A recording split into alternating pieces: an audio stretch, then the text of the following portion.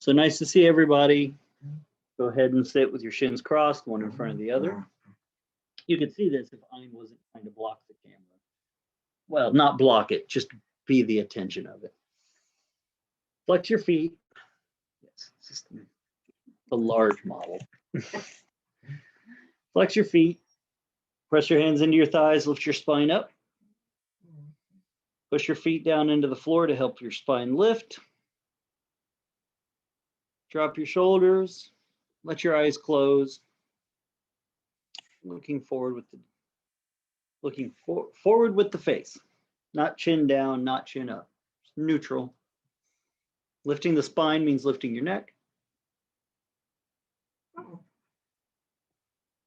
And let your eyes close. Let your eyeballs turn down towards the tip of the nose.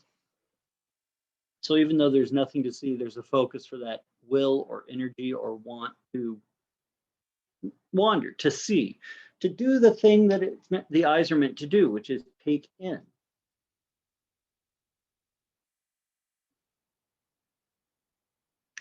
that's true for all of our senses. There's a part of us in all the stuff that we do that is naturally what it's for.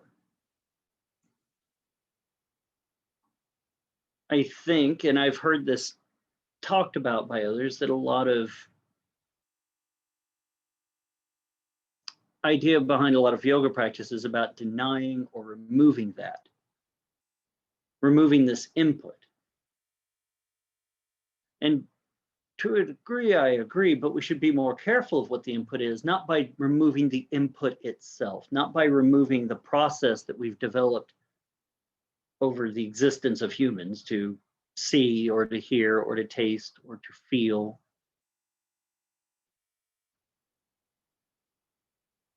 But we should be aware of what we're taking in and how we came into the circumstances to take that in. Are we the ones creating are we the ones seeking out the visual disturbance, right? Scrolling Facebook. Are we the ones listening to the bad radio? Are we moving our body or putting ourselves in situations or places where that might create stimulation? Now, I'm not just saying everything that we see, hear, taste, or smell is our fault, but we should first be aware of what actions we're taking that do put those things into us, in front of us, around us. What kind of world are we creating for ourselves? And the awareness of that ultimately encourages us to make a better world for others, right?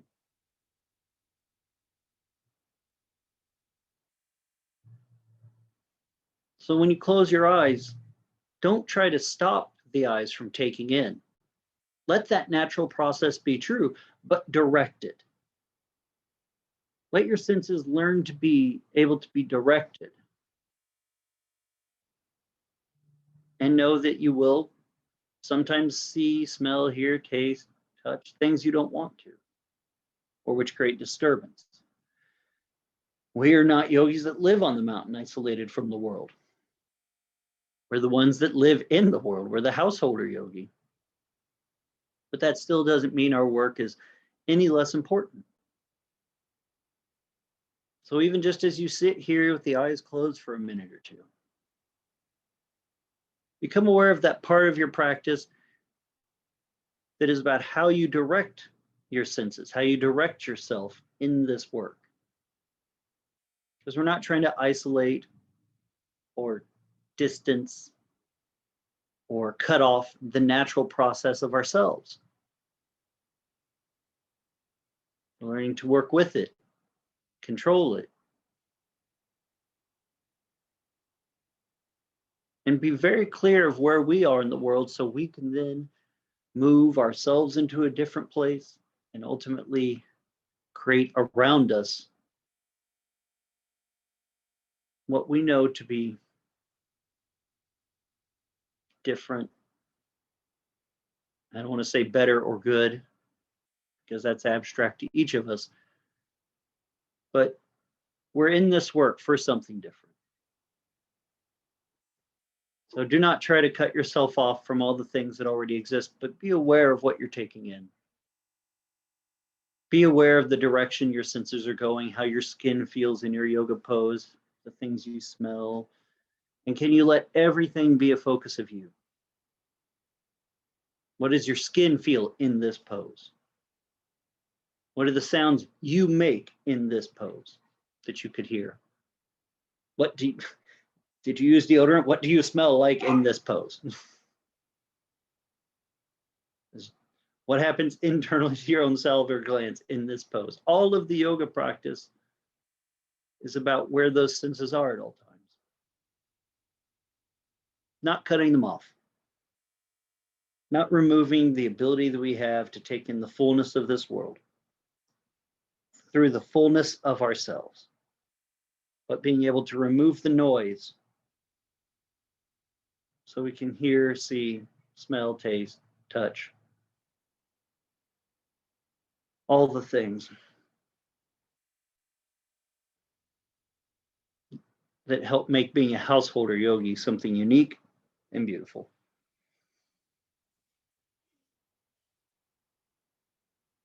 Bring the palms together at the chest, thumbs touching the sternum. We'll hum shortly 3 times, then begin. Take a breath.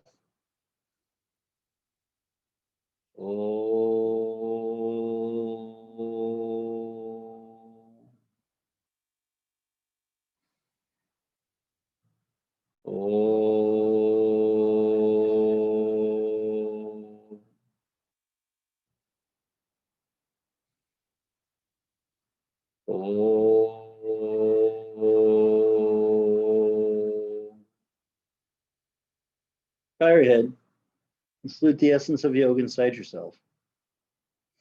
Bring your hands into the lap, the head rise, the eyes open. Hi, Ashwini, so nice you got in here. All right. So grab your strap, lay on your back. We're going to continue our work from Tuesday, adding to it, working to evolve the practice.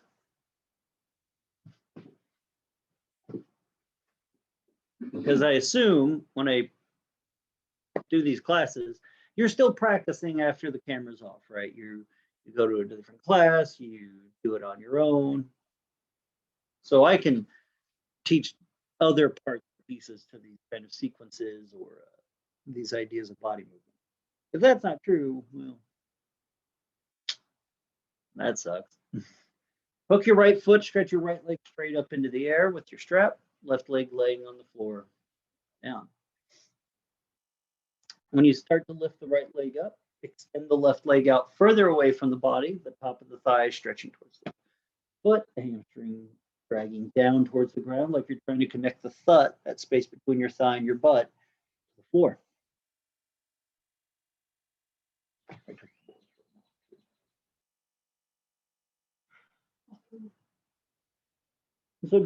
And then when you're up there, relax the shoulders and the neck, but bend the elbows wide a little bit. Start drawing on that leg, opening the hamstring for a moment. Just to start asking the leg to feel length.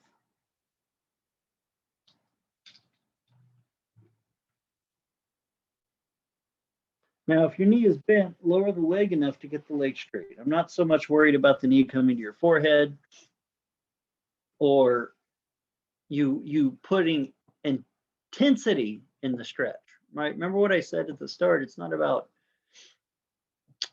denying that, but can you back off of how intense you're pulling on the leg physically and then take your senses of feeling, touch, and feel the stretch, even though it's less intense, but then feel the rest of your body in it. What else are you systematically taking in? You feel your body weight on the floor. Do you feel the skin on the left leg moving like the skin on the right leg? And so forth and so forth. Remember, it's not about distraction from those parts because the right hamstring is loud, but using the reflective mirroring moment, as I call it, of the right hamstring being the loudest, can you then create discipline that even in a tough part, your mental ability to feel the rest of your body does not diminish but get sharper. So that one day when you're not stretching your hamstring, You're still very sharp and aware of where you are, what you're feeling, what you're taking in, and how it makes you feel. Right? That's the process of awareness in this. A lot of the old texts talk about this light that is shown on us leading to enlightenment. Maybe not in some astrological sense of greater consciousness, but at least being very, very aware of everything you're taking in, how you feel about it, and what it's doing to you. Stretch your right leg out to the right, opening up the hip groin. And so you might feel or learn here about yourself that, oh, my hip's tight, my groin's tight. It's achy, it's hurt, it's hard. But then feel the rest of your body. What's happening with the left thigh, the skin of the left thigh, the left arm? Even though it may not feel like anything, it is something, because there's never a point the living person is not having something happen to them, whether it's I'm taking in sound, sight, smells, taste, any part of that. Don't disconnect from you in the yoga practice, but ask yourself to be more aware of you, but you're in a safe place for it. This is the time of learning about one's body, oneself. And yeah, you're going to learn a lot of parts are tight or weak or hard or whatever language you want to use to describe what you can't do in the pose. But I think that there's a level of practice that we develop that removes this from being just gymnastics or purely about what I can't or what I struggle with. To there has to be a switch flip to what am I receiving during this, even though I have trouble here, what is happening in every other? And you let your dhyana or sharpness be such that even the most passive part of you is alight with awareness about what you're taking in.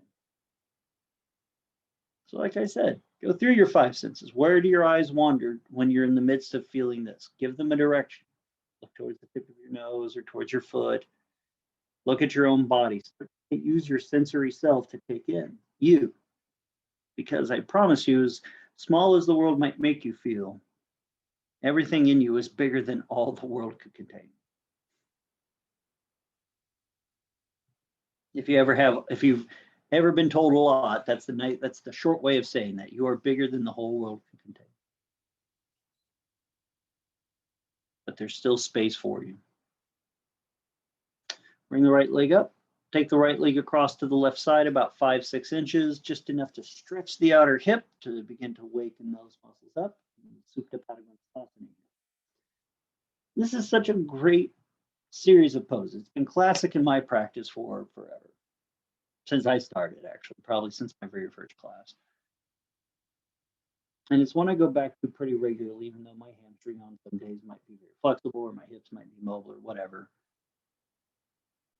But just to remember that we have to start at the beginning with something new. When I realized the difference in the senses, I started back at my very first pose and started working there. I get a new idea about body mechanics. I start with the very poses I started with. Because each time you revisit it, it's a different you. You're taking in something, learning something different.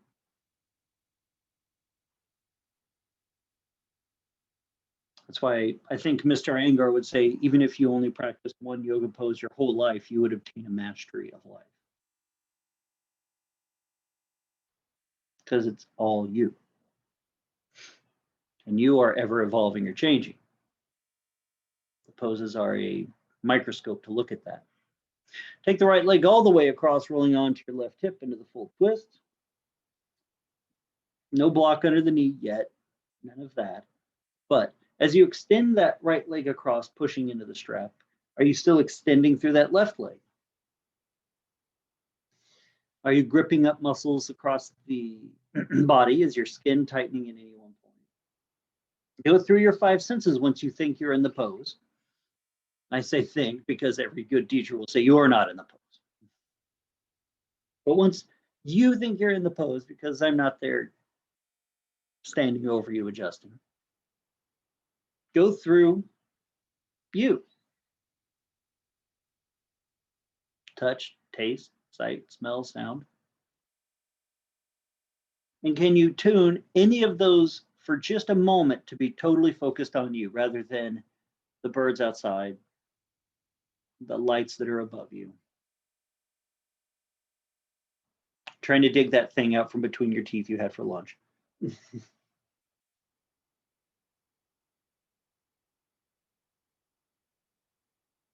Can you turn all of yourself in on yourself?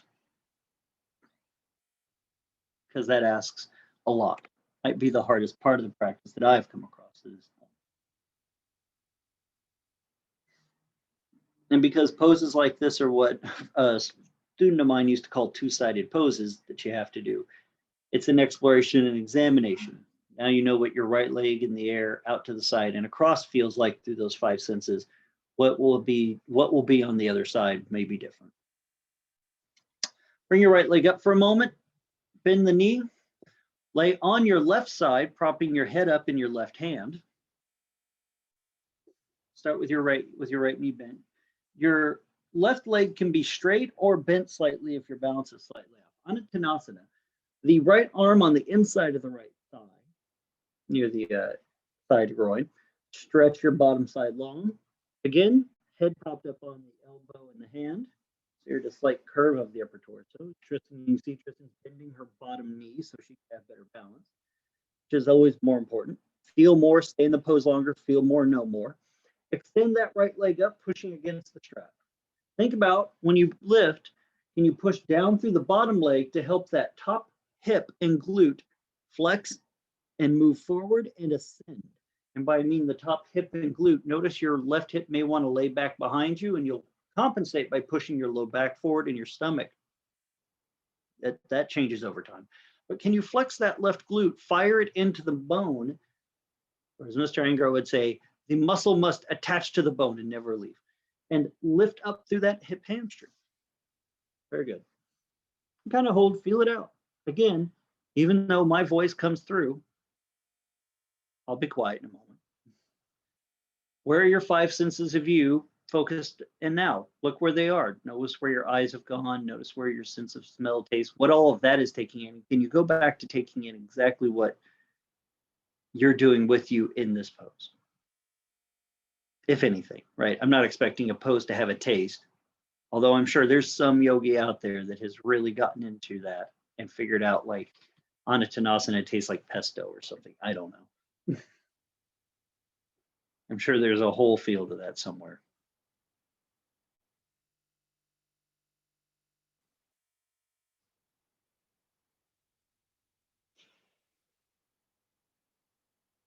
As you pull on that right leg, extend through the back side of it equal to the front.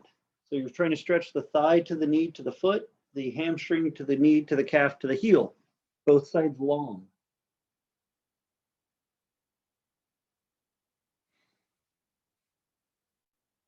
All right, bring the leg down.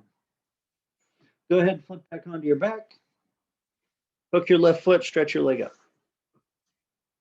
So the motions you're going through now are the motions we're going to go through again later, just with the added functionality of helping to engage the core muscles better and helping to engage, once we understand how engaging those core muscles better will help extend through the legs and other various body parts. So this is your test for later, later stuff.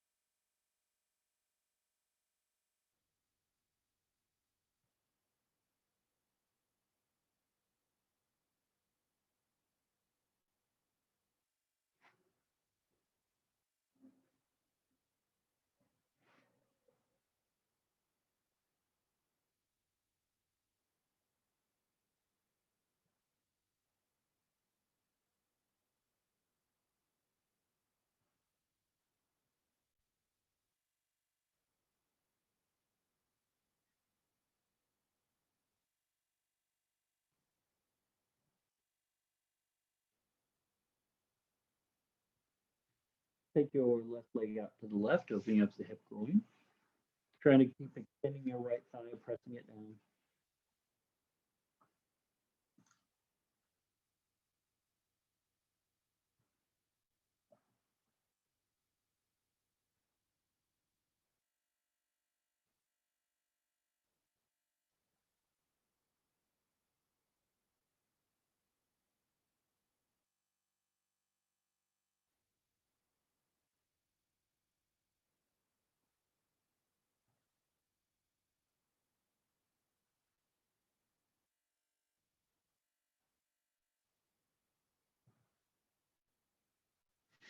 Keep working that right thigh, extend your left leg. So once you feel the left leg engage, the muscles flex, there's the gross or easy senses. Then shift elsewhere. I think this is one of the reasons Mr. Iyengar would always say, keep your eyes open during yoga practice. You're not here to shut off entirely one part of yourself. And it creates a lot of fatigue.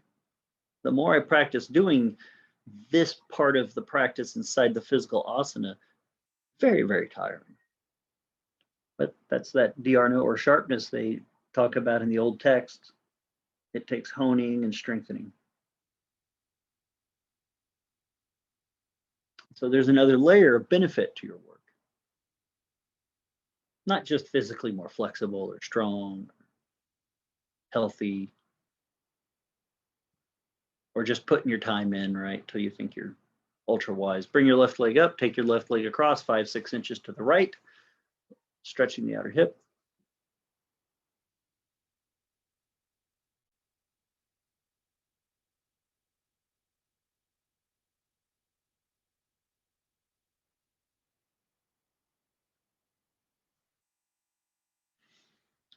So try to keep your left hip on the floor, and you only take that left leg across about 5 or 6 inches. It really takes minimal amount of movement to start to feel that outer hip flex as your femur bone moves across that glute, presses against those hip extenders, the muscles that run down the hamstring, which let you feel stretch your in.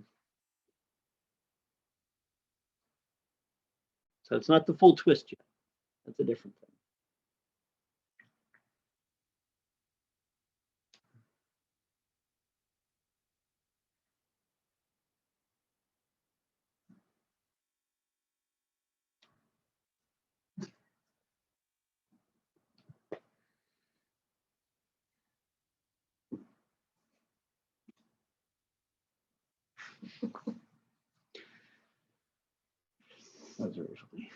Go ahead, take the left leg all the way across to the right.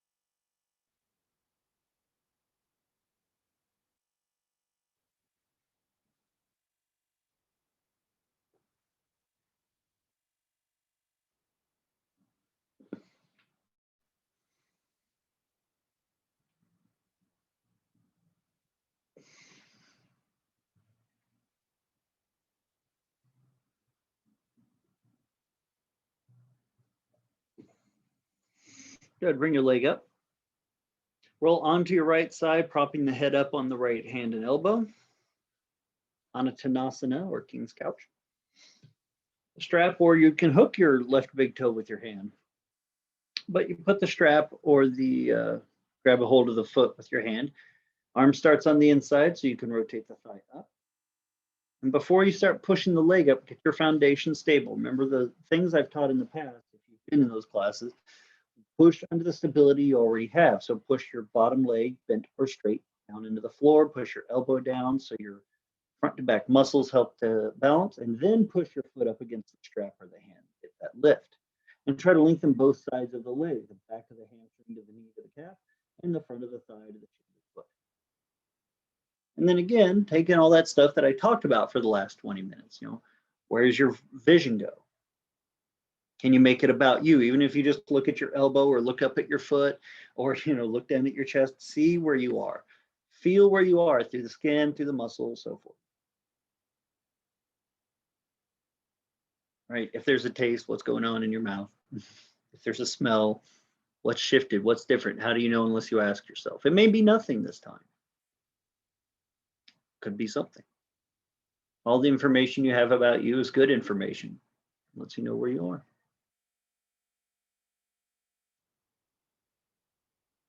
I listen to my body a lot. I mean, verbally listen because my body creaks and pops and groans and cramps. I learn a lot from turning my senses towards that rather than the roosters or the birds or the dogs.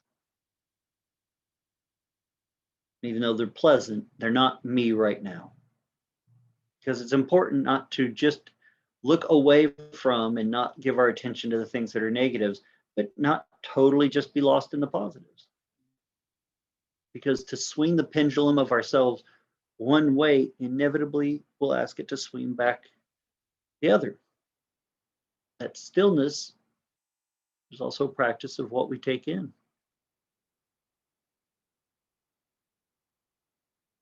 That we give more of our time to our work like this, to who we are, so we can appreciate the highs and even the lows much differently.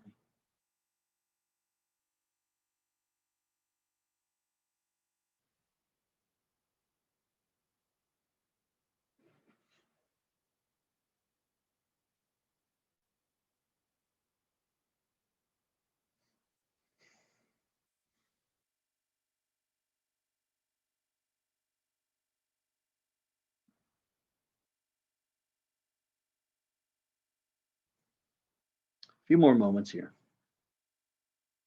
Don't make it about the intensity of this stretch, but how sharp and clear can you do 2 senses at once, or 3, or my God, go for all 5. Because each moment there's a different thing happening because you're different in each moment.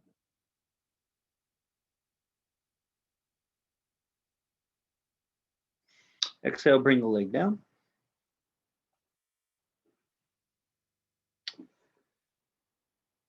Downward dog, please. No bricks, no strap yet. We'll do that stuff momentarily, but downward dog for right now. Just plain Adho Mukha Svanasana. Palms flat to the floor, hips up in the air. Remember some of the lessons from past classes, though, if you've been here, the strength of the thigh pushes the bones up and back. The length of your arm comes not from shrugging your upper back body into your shoulder, but move your upper shoulder blades down towards your hips and extend from the front side of your body also. And just become aware of where you're tight. And then just even take this pose in the moment. Where's your eyes? Where's your smell? Where's your sound? Your taste? Your skin? Where's all of you?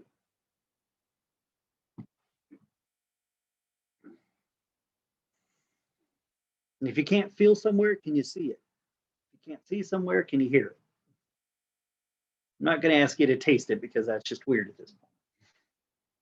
A whole different group for that.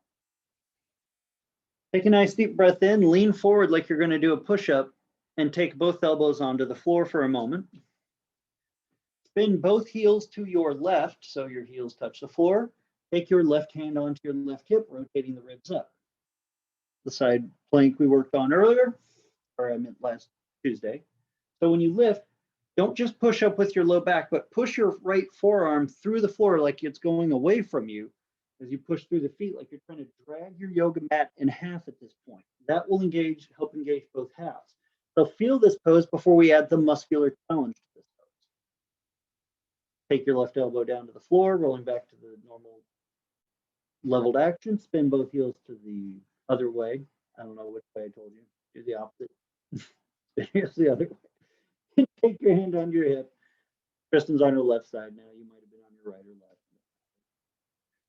And then push through the legs. Can you extend through the legs like you're going to drag your yoga mat? Can you push through that arm like you're going to drag your yoga mat? Even if you're just a moment, even if your top foot has to help balance you, that's okay. But then here in the challenging muscular flexion, where's your sight? Where's your smell, sound, taste, touch? Where's all of you? What are all of you taking in right now? Even though you might be screaming and cramping, can you feel your big toe? That may not be working. Can you feel your scalp? Can you feel what's happening in your eyes and your ears? And do you want whatever's happening there to be true? Can you relax them? My teacher would say. Take your elbows down. Whew. Go to child's pose for a moment, rest.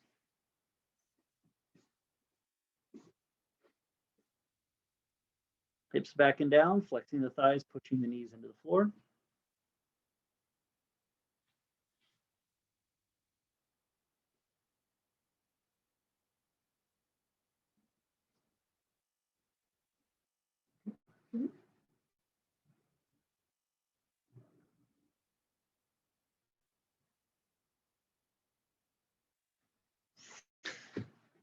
All right, come on up to your hands and knees.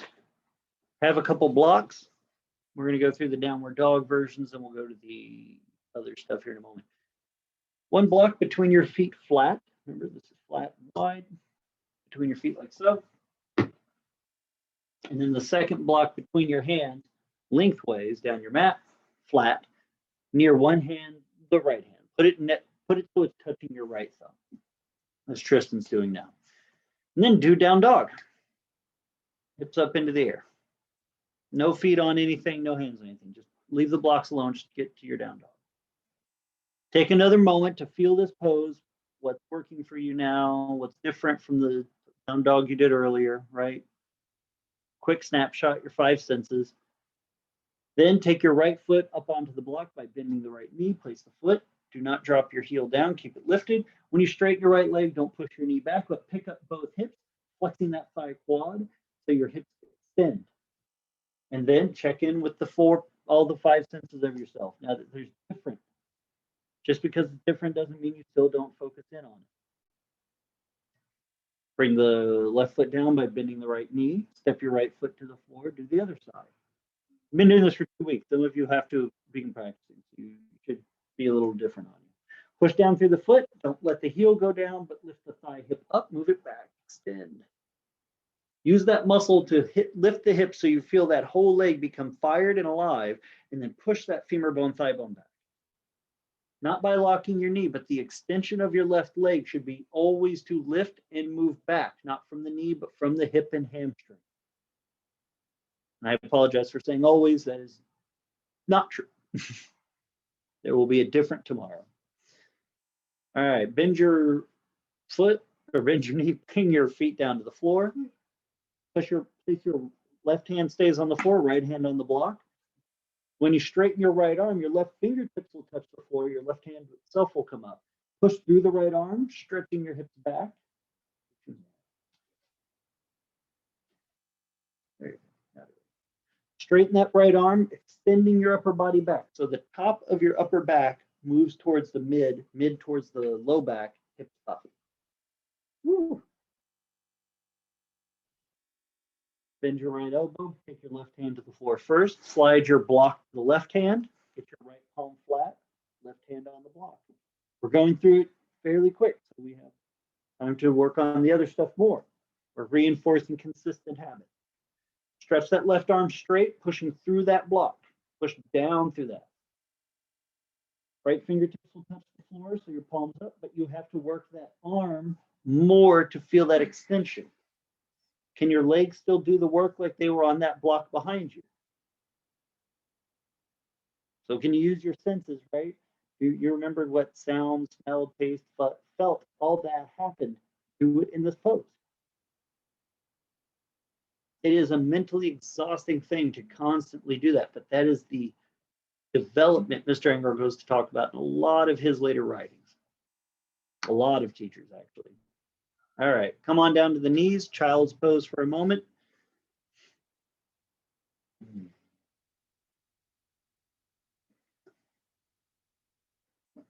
Hips back and down, arms out front.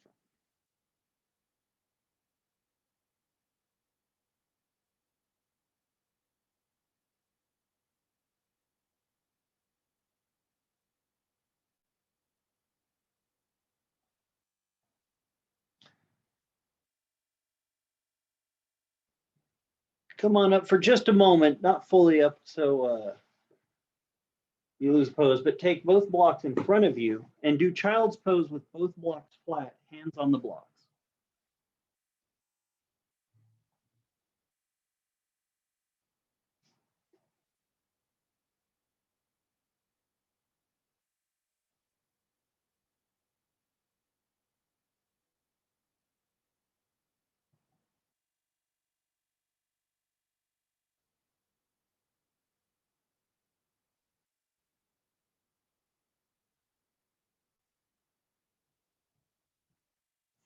So just as in down dog, when we press through those arms to create that extension, press through the palms now and think about the forearms lifting up.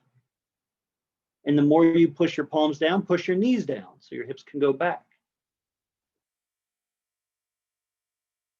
Excuse me. Dog judges me when I sneeze. All right. Go ahead, take your hands off the blocks. Come on up. Go ahead, take your blocks off your yoga mat for just a moment.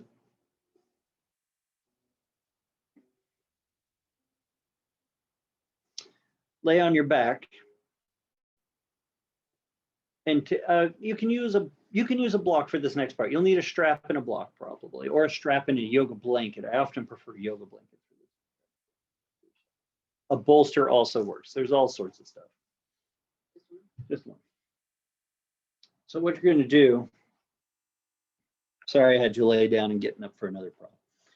Take a blanket and you're going to roll it up. And the thicker the blanket, the easier this is, I would say.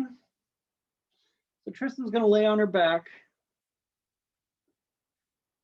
You're going to take this blanket across your thigh.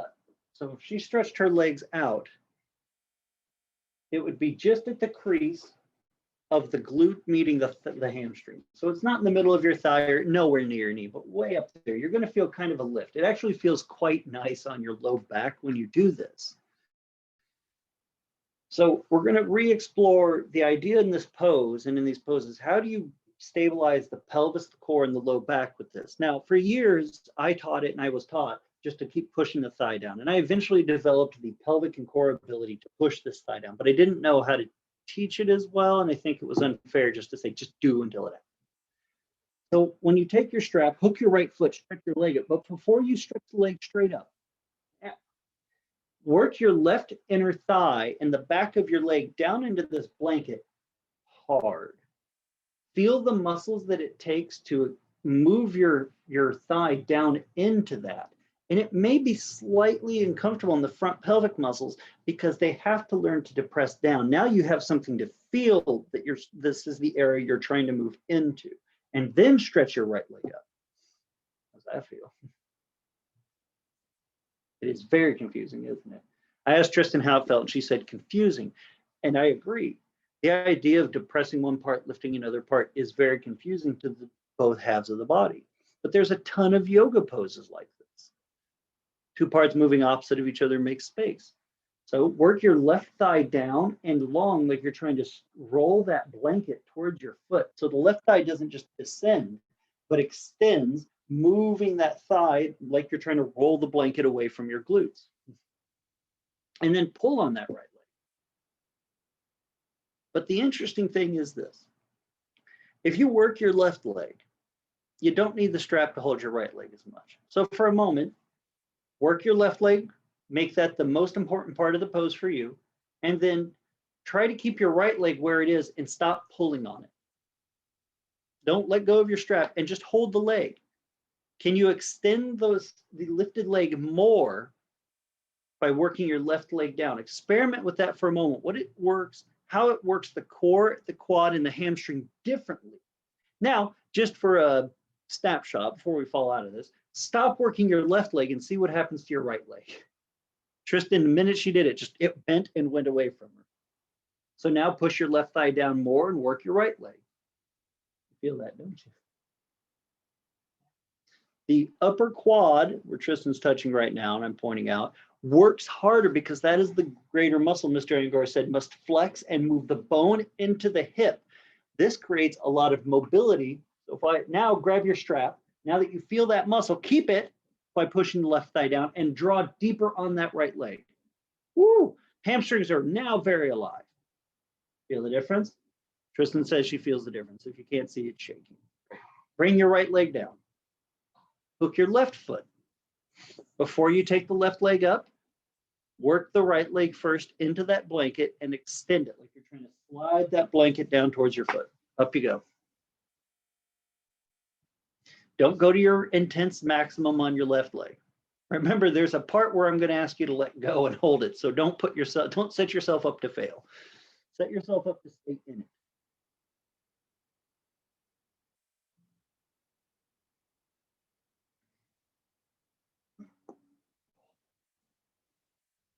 So now as you extend that left leg up, work the right leg, inner thigh, outer thigh. Try to connect where that blanket is through the leg, through the blanket to the grip. Now, focus where your left leg is, keep your right leg. Let the strap go. Don't take it off your foot, but try to hold the left leg where it is and teach those muscles to hold that leg up and hold that stretch. Remember what I've said before is that a lot of our work is to take a flexed muscle and stretch it to teach it to hold that mobility, to be stable in mobility. This is a big part of that. This is one of the easiest ways I can know how to describe it. So now that you're working the right leg and left leg, let's see what happens when you take the right leg out. Stop working your right leg and notice what happens to your whole back and hip. It just kind of bleh. Tristan wants to fall to the left. So now keep your left leg, push your right thigh down and see how your left thigh muscles fire differently by pushing your right leg down harder. Now that your left leg is now working, keep it working, grab the strap and pull yourself deeper into the pose. Very good. Tristan's gotten like 10 more inches of mobility. Very good, Shubha. I see legs shaking, Chaya. Good for you. Good keeping the elbows bent wide, Shubha. Christy, I can't see you, but I'm sure you're working hard. I hope your mom's enjoying her other cream puff.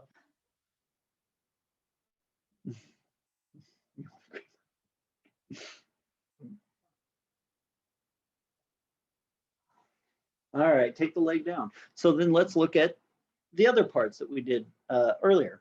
Hook your right foot, stretch the leg up. First, work your left leg. Yes, you're coming. Hook your right foot, stretch the leg up, but work your left leg down more.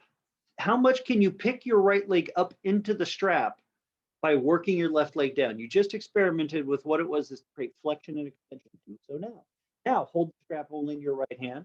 Work your left thigh more through that blanket. Stretch your right leg out to the right. So it opens that hip groin.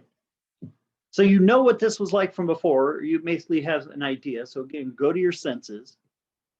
Where's your sight, touch, sound, smell? What is the distractions you're taking in? Put all of your senses back in your own body. You're not muting them or shutting them off, so keep your eyes open. But for a moment, can your sight see you? Can you notice what you're tasting, you're smelling, you're feeling, and hearing? Can you turn all of it to yourself for just a moment? And then work that left thigh more. So now that left thigh is firmly grounded, your right leg's out. See what happens when you take your left thigh out of the pose.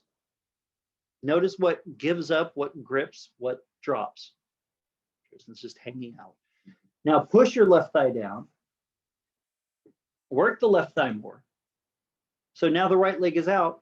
Now stop pulling with your hand on the strap, and can you keep the openness of the pose by just working your left and right leg on their own? It's very challenging to maintain this openness, right? If you want your mobility to be permanent, you must practice it, well, permanent or more common. If you want this, you have to practice keeping that openness, putting as much energy into it as we do fighting all the negative things. Work your thighs. Now, feel that right thigh flex, that left thigh flex, because your strap or the wall's not doing it. Pull on that now with your strap. Use the strap to make new mobility. Very impressive.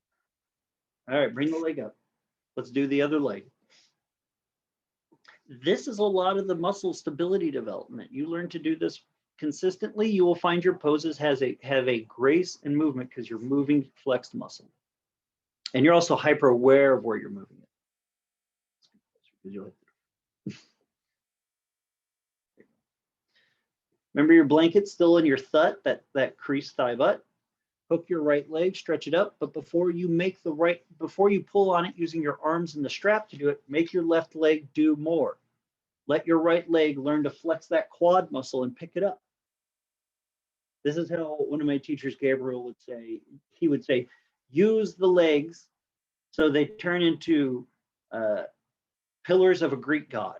It was his favorite line, very muscular legs. So push that left thigh down, pick up through that right thigh just for a moment before you take it to the side. Stop pulling on the leg with the strap. Make that thigh muscle work. If this was hard and new for you, keep asking yourself to learn it. Then take the right leg out to the right with the strap. Why are you doing the same leg? Should be your opposite leg. That's why I turned around. Sorry, I misunderstood. You should be on your left leg. I apologize. I got confused. So whatever your opposite leg is of what you just did, do that in the air.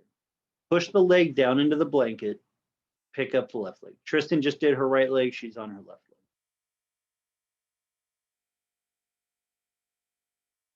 So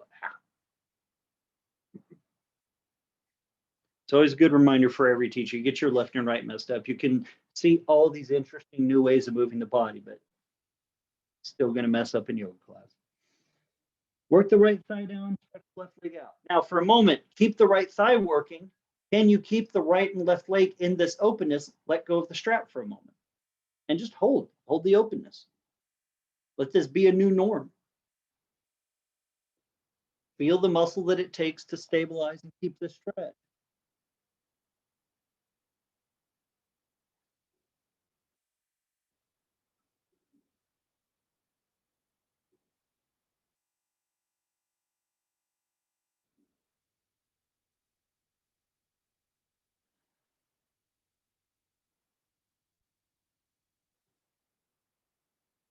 All right, now grab the strap with your hand.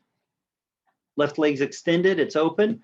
Stop pushing your right thigh down as hard and feel how your body wants to cheat the pose, how much you're just hanging in your flexibility if there's no engagement to it. And then notice where your senses go. Your mind wanders, your eyes have gone off to the atmosphere, right? There's a certain amount of work you put into each pose that pays off, not just in your mobility, but in your senses. Now, push your right thigh down, extend that left leg, and then draw yourself deeper into the pose a little.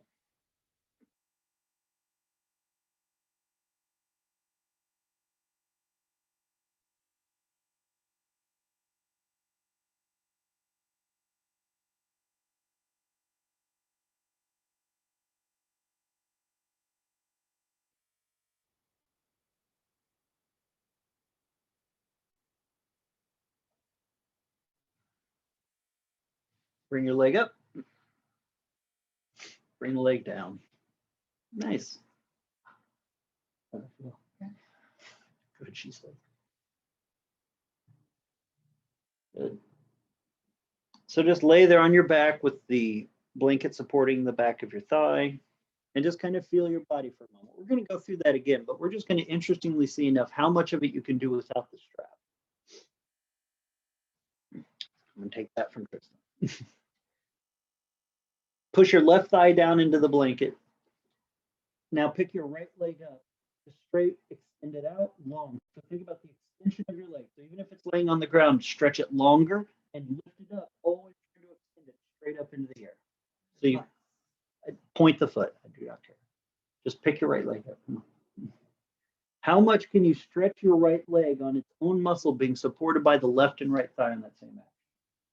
So if you were doing Padagonstasana, where you stand and stretch the leg out, hook it with your foot and pick it up higher, is there strength in both legs to create extension on their own? No pulling up with your arm or your neck or your shoulder. Stretch your right leg to the right.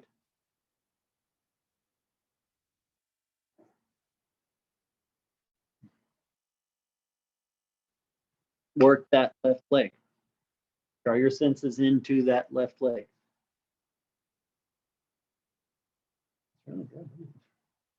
Bring your right leg up. Take your right leg over into the twist, letting your outer left thigh roll onto the blanket. But you're still stretching that right leg. You're pulling that right leg towards you, pushing that left thigh down into the blanket. The outer thigh pushes down. So your hip might even lift slightly off the floor, the strength of the femur bone into the hip socket. And you get a very deep stretch when that leg muscle does it on its own. Yeah. Yeah. Want you lean. All right, leg up. Lay your right leg down. You're fine. Stretch both legs long. Move your right thigh down. And then start to lift your left leg up, but keep all that length and stretch. Point the feet and extend the left leg into the air. Padagonstasana on its own. Don't lose the right thigh pressing into the blanket just because you're trying to point your right foot too hard. The right foot is nothing compared to the strength of your thigh.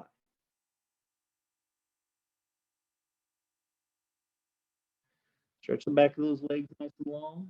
Hips, thighs active. Feel the cramp burn of the quad. Good. Come on, you can lift it up. Work your thigh down more tight to help your left leg lift.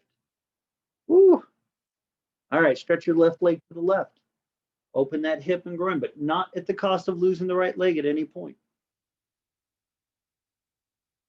So now your sense of touch of the right side is so alive. Can your sense of sight, smell, taste, hearing can also be alive on you. Don't check out of yourself. Check in deeper on yourself.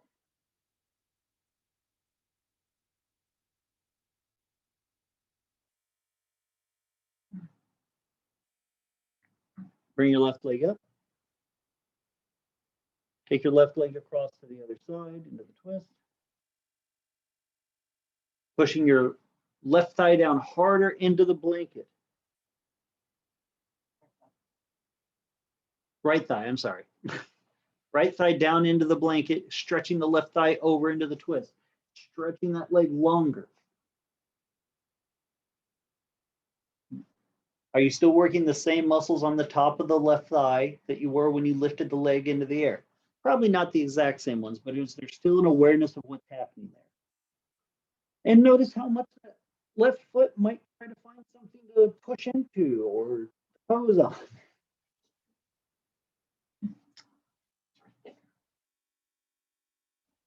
Don't blame the ease of cheating. Tristan's got her foot on the wall. She's like, I can't help it. It's right there. But just because the teacher left the answers to the test out doesn't mean you take it. You've moved all over the floor.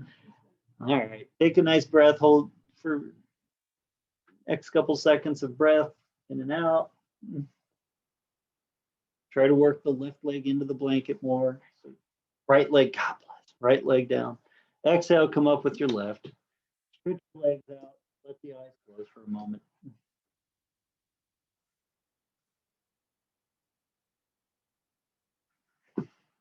Let the eyes close, tongue away from the roof of the mouth. Relax the jaws so the teeth do not touch. And just as in all of the physical exertion and the difficulty of the asana, can you make the savasana the few moments of beginning meditation in this tradition about the five senses and what you're taking in, that even here when there's less stimulation physically, can all of your senses still be turned in towards you?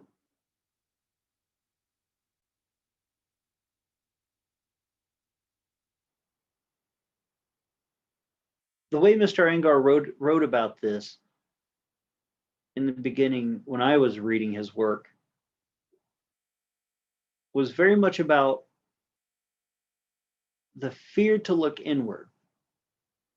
That we hear things out in the darkness that might be scary or create fear or create distrust, but Enlightenment is turning that light onto it. Like if you hear something scary out in your window in your backyard at night, you have to turn on the light to see that it was just the branches across the windows. It's not real, but our fear and the things we tell ourselves creates a lot of chittavritti, an illusion, a belief in untruth.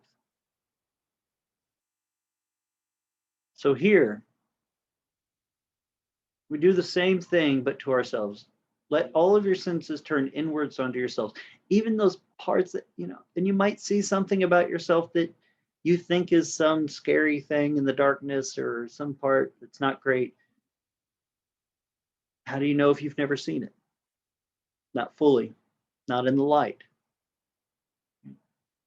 We think we see things in the shadows. We think we see stuff move in the darkness. The literal point of those things is to hide them from what they really are.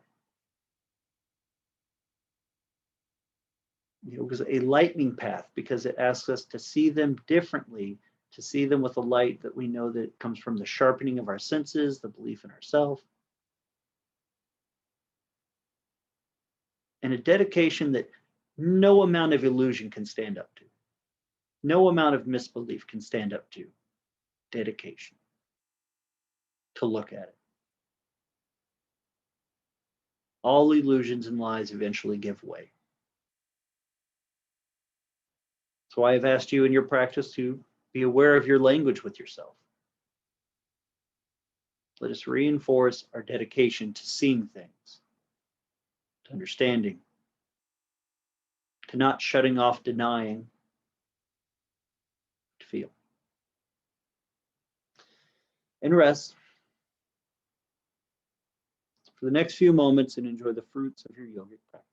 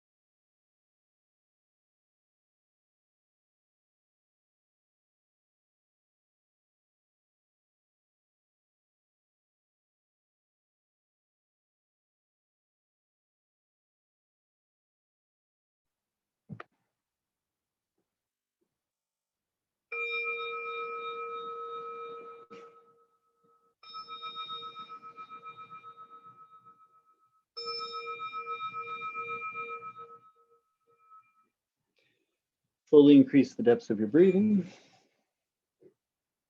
Begin to awaken the body, opening, closing the hands, pointing, flexing the feet. Bend your knees. When you're ready, roll to the right side, press your palms into the floor. On an exhale, slowly up you come.